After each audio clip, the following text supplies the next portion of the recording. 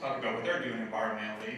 But I think for this session, what the main thing we're doing now is consultation and coordination with our tribal nations in Region 6. We have 66 tribal nations in Oklahoma, New Mexico, Texas, and Louisiana. And if you see the news, you've seen tribal consultation in big, broad headlines with Dakota Access and what's going on at Standing Rock. And we had our meeting last week. We have what we call Regional Tribal Operations Committee meeting in Tulsa with our Pueblos and tribal nations. And they brought the message loud and clear that we need to continue that consultation with our tribal partners, even after the transition in January. So we're definitely doing that with the Osage Minerals Council. We brought some information to them on different activities. We actually have invited them to a call next week with our Office of Research and Development on hydraulic fracturing study that's been issued. And I think there are some more follow-ups. We definitely want the Minerals Council and JAM to participate next week if they can, next Monday. But when we think of minerals in Oklahoma and in tribal and Region 6, we always think of Osage Nation in Oklahoma and the Hickory Apache Nation out there in Mexico, in the Four Corners area. Those are by far some of our biggest oil producers among our tribal nations in our region. My mom, I'm Muskogee Creek, Navajo. My mom always reminds me, hey, I got a lot of land, brought down from my grandfather, a lot of oil and gas production there too. So definitely in our tribal office, we see the balance between environmental protection and realizing what those resources bring to our tribal people out there in the region. I just also want to mention too, I have about 6 in my tribal affairs team office, and I have a proud Osage citizen member in my office, Ira Hyatt, who comes back and is a proud member, comes back and participates in the ceremonies here. And just want to make sure that everybody knows that Ira provides a lot of counsel to what we do in the region. He's a critical team member in our office and make sure that we do the adequate consultation and coordination here in our region. But again, I'm going to devote most of this time to Phil because I think Phil has some late breaking news on what we're going to discuss today. But just want to make sure that you know in Region 6 that you have a tribal affairs office that's willing to consult and I think do some high-level coordination on tribal activities that affect Indian country and activities near Indian country. So I'll turn it over to Phil.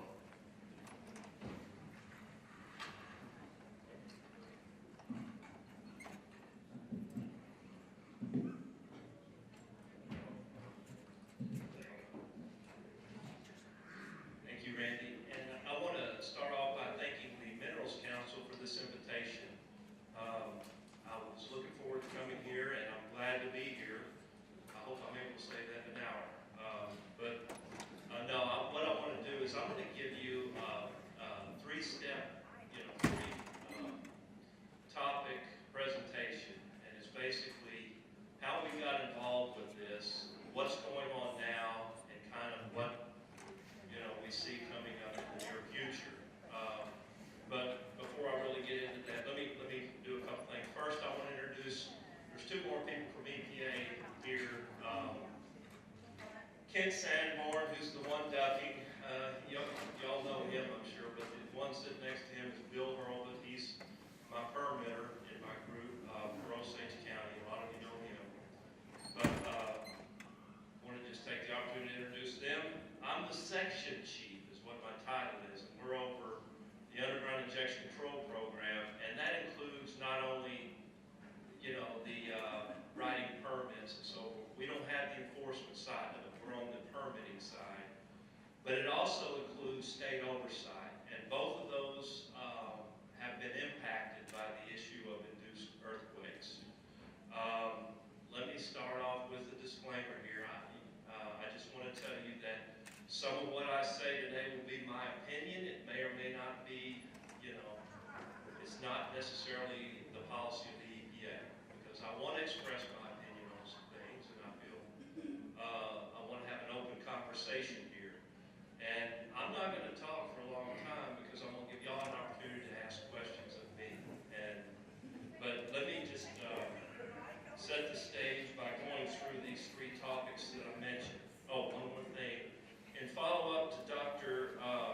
This morning on hydrofracking, Dr. Clark mentioned that there are no confirmed cases of hydrofracking causing earthquakes in the 48 contiguous states, but there are in Canada. Just wanted to let you know that OCC and OGS are looking at an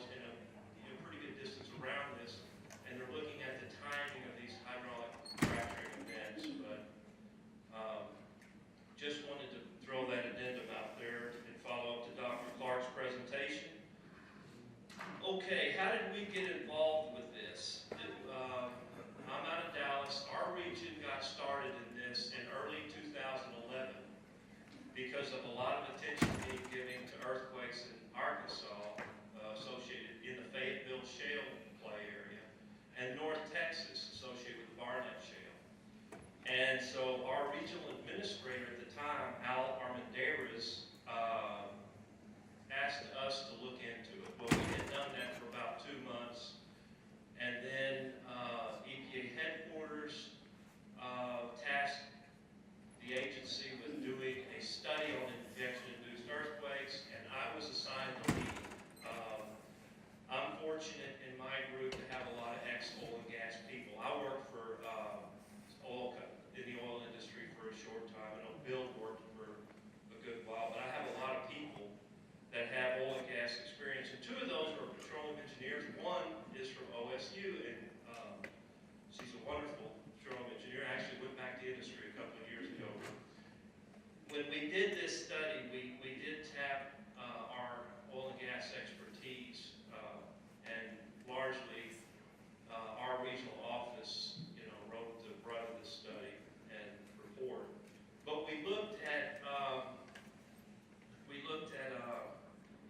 one of the aspects of the report was to explore petroleum engineering tools and see how valuable they are in application to determining whether a suspected well is indeed causing earthquakes. Another was we took 4 recent case studies from 4 different states, and we looked at those and squeezed all the lessons learned we could out of that. But that's 2 aspects of our study that I wanted to just say that, there's been, half a dozen states or so that have dealt with injection well-induced seismicity or suspected, and have, all the states have managed that thing back pretty well, but with the exception of Oklahoma. And, we all, I felt the 5.8 laying in my bed Saturday morning in Tarrant County, Texas, so I can only imagine what it was like up here. But what I wanted to, so we did this study. I've been immersed in this issue for 5 years, and many of my staff have. Let's see, I just want to make sure I don't leave anything out. But one of the things we came up with is to monitor. We were tasked with giving tools for the state agencies because, the agency looks at this. This is a state issue primarily. We have 2 roles here. We provide any technical assistance we can and support, and we oversee these delegated injection well programs. But one of the recommendations we had from our work was to carefully monitor the trends of both frequency of events and magnitude of events. And I know we hear from Oklahoma, from the Geological Survey in Oklahoma, that the number of events appear to be dropping, and we see that too. But I guess, we would be careful with that because the magnitude trends are, we believe, are still quite alarming. And I refer to a chart that's put together by Daniel McNamara of USGS. It's the moment of magnitude chart. It charts the energy released by earthquakes, and that is continuing to go up. So Oklahoma's on the cutting edge of this thing. There's a lot to be studied and a lot of lessons. Let's see, so what are we doing now? Right now, we're approaching this thing from 3 fronts. We're confronting it, through our state oversight and technical support. For almost the last 2 years, we have devoted one of the lead scientists for developing the EPA's report, which it was an EPA state report. The states, we had, several states that were participating in this, including Oklahoma. And, the states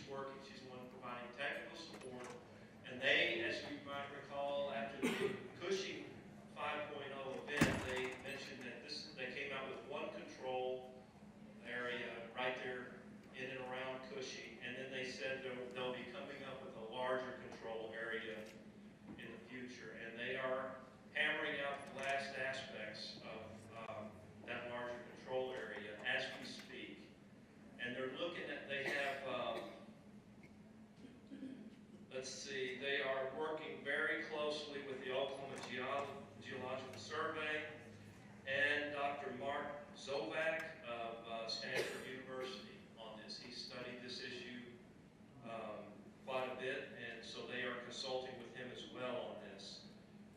Their goal, as we understand it, and this is not, this is as we understand this stuff, is that they are trying to return to 2012 injection volumes.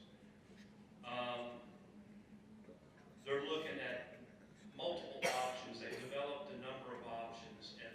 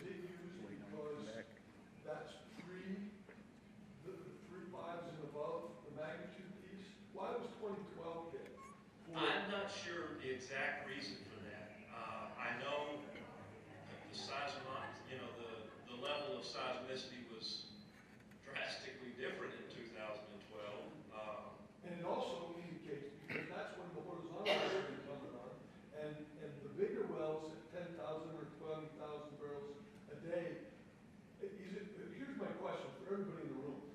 We've got an Arbuckle well that's 700-800 barrels a day. It's been that way for a long, long time. In injection, is that well on the list to be shut in?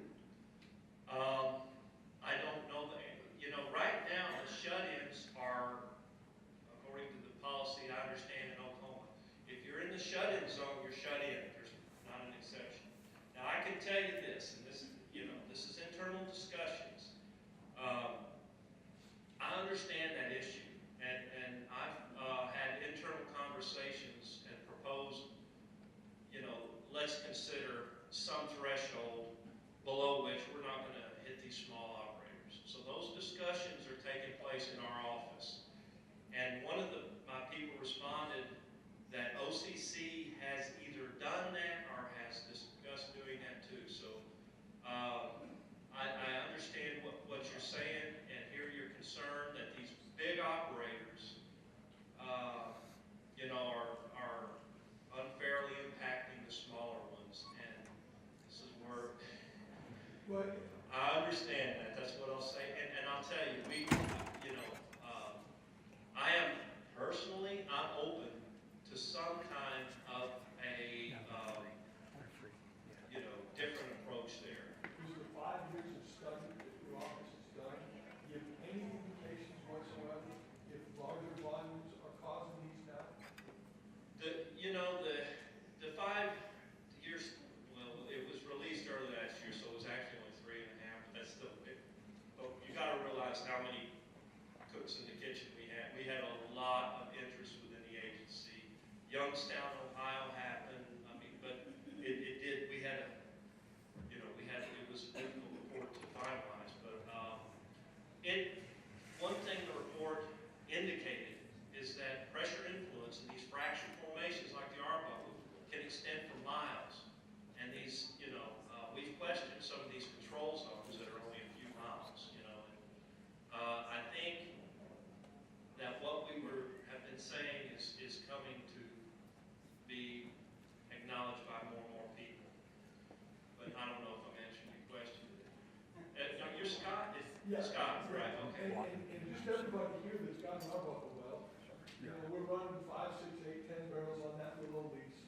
It's got 500, 600. We're only worried because we can move up to a bar zone maybe, or another zone. But maybe we shouldn't have to do that if the work that you're doing could indicate leases all over Osage County really, and some of them down along the river and some other places. Maybe we've got to deal with those. But what about the rest of us? Yes, and I can tell you that I understand that, and I brought that up in our office, and we're going to explore that. And I wouldn't be surprised at all. I'm not making any guarantees here, but I would not be surprised at all if we implement some kind of a minimum type deal that wouldn't impact, because USGS says it's volumes. I haven't fully made my mind up on that, but I do know this. I hear, well, we're on gravity. And OCC used to tell us that all the time from oversight. We're on gravity. But in this study, I'll tell you one thing we learned. We learned about the Bohr-Coulomb equation. It's not about injection pressure in terms of, it's about delta P from your static to whatever you're doing by injection. And gravity is injecting under pressure. Yeah, the delta P is very small. But it appears that these faults were so primed to move that in some cases they may have moved, we crossed the threshold. But I can't, we've used this, how many, y'all used the formations for many decades, the Arbuckle. It's a wonderful disposal zone. It has been a wonderful disposal zone. It's been overtaxed in my opinion now. That's what we're seeing.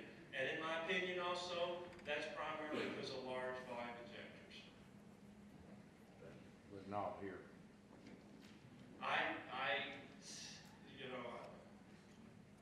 Chairman has heard me say this, but I've reminded people, this problem started south of here and moved here. The earthquakes started in central Oklahoma years ago, and over time they moved northward. And we're finding them on the border of Osage County. So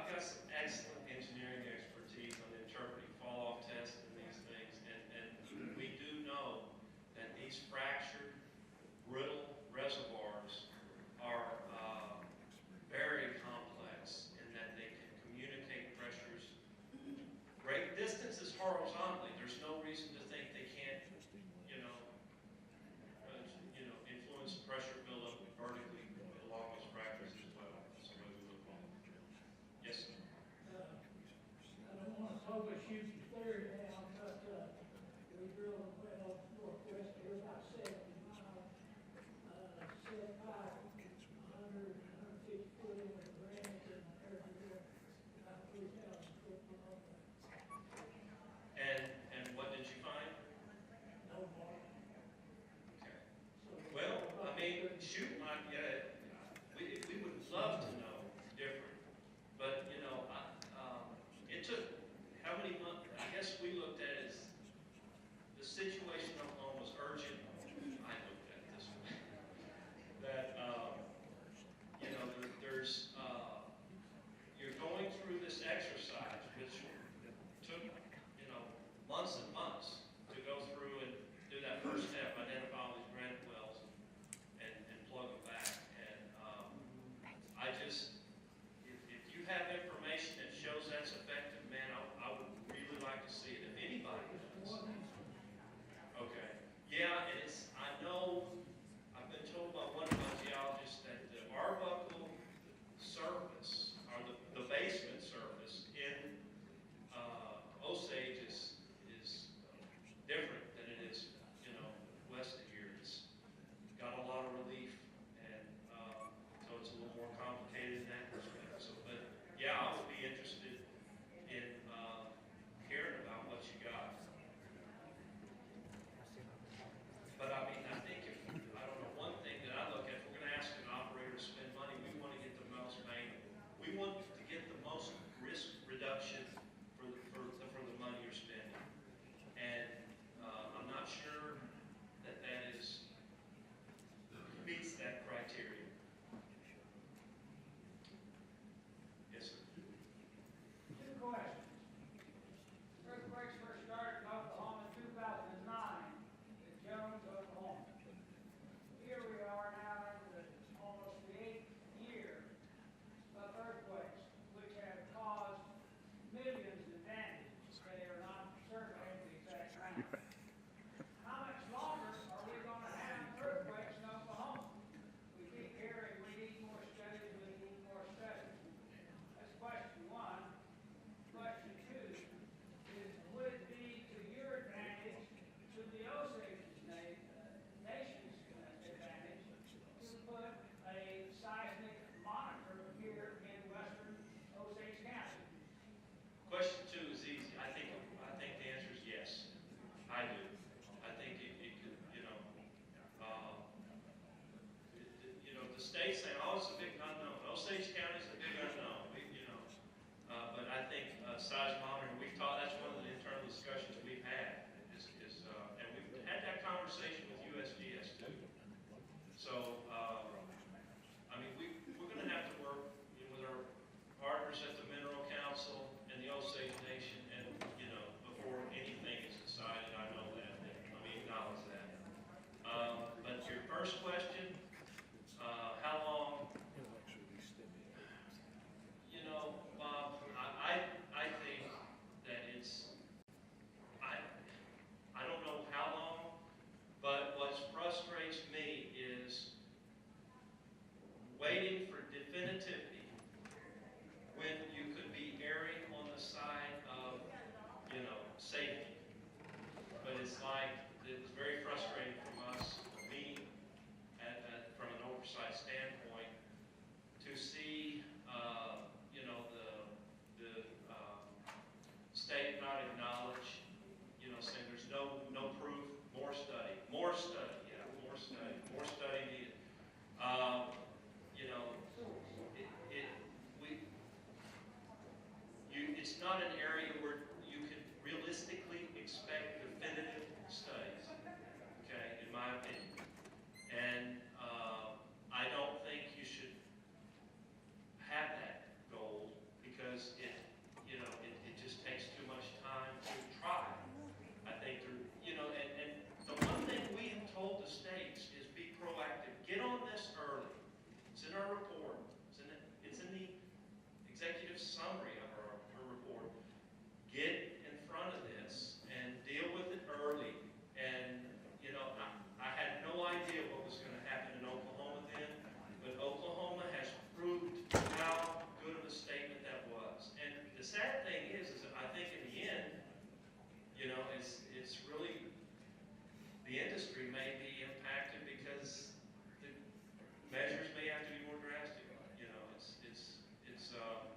It's a complicated issue in a variety of areas. It's not just technically complicated, and we fully understand that. So I can't answer, If I may go on, has there been discussion, you're giving us kind of an informal discussion here, but has there been discussion within the EPA and OCC to shut down all 800, I think that's the magic number that OCC has identified, outside of Osage County, 800 disposal wells in the USGS identified red zone that seem to be the villain disposal wells causing the earthquakes. And has there been discussion on shutting all those disposal wells down in the Arbuckle? That in turn, I'm well aware, since one disposal well generally in that other area services 4 producing wells, that's going to shut down 3,200 producing wells. That whole principle has worked in other states. Has there been any discussion of doing the similar thing here in central and north central Oklahoma, excluding Osage County? absolutely there has. And we put that in our report. And when I say not our, I'm talking about, we have to do an annual assessment of OCC's injection well program. And the last one we did, we put in there, they should consider a moratorium, but we identified it for the wells in the area of the UI, I think we cited back to the USGS hazard map, and that's the area you were talking about. So we did in that report, but we have had those discussions. That's a drastic move, but that's, this is, in my opinion, what happens when you don't get on the front end of it and try to manage it instead of, you put these things off and it's really, it's just a bad situation now. Yes, sir. My name is Sarah. I'm a reporter for the Journal Record News newspaper based in Osage. When you say your last report analyzing the corporation's UIC program, do you use for 2015 or the most like for this year? No, it would be for 2015. So you haven't yet completed one? No, we haven't. And, some of these issues, especially earthquakes, has dramatically, it's impacted our staff time towards generating those reports. But we have tried to get them out for the states that are really confronting some difficult issues. And we've got a lot of press coverage on these, both not just Oklahoma, but Texas. If you see the Dallas Morning News, they have really picked up on some of the things we've said in the Railroad Commission reports. But we have, the state fiscal year 16 ended, when is the state fiscal year? July, June, into June. So, we'll get information from them, after that at some point, and then we'll start that process again. But, the 2015 came out so late, it wasn't just restricted to 2015, but because of the urgency of the situation, that was a unique one. That thing confronted what we've seen up to about the thing at the time it was released, which ironically was released right after the 5.8 was released at final, but we had already had the draft, and as you probably know, Mike Sorahan had FOIA'd it, and the draft said the same thing, which was the draft was prepared, I don't know, months before the final was released. Yes, sir. In your opening statement, you mentioned that you tried to implement some changes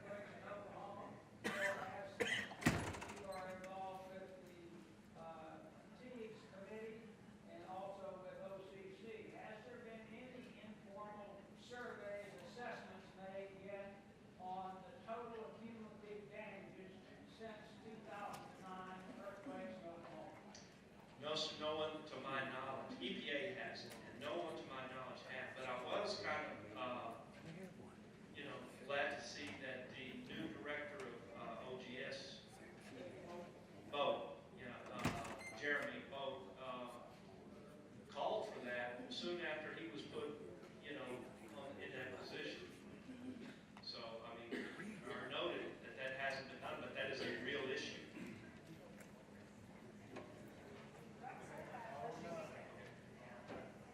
We have more questions. I want to continue moving on. We got to allow some time for the other speakers. So if you do have questions, we can continue.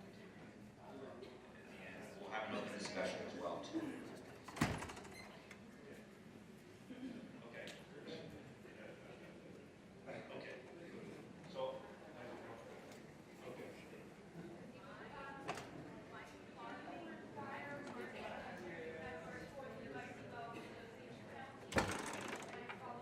Yes, we do. Have you seen any anomalies from these MITs in relation, that have been done after some of these larger magnitude earthquakes?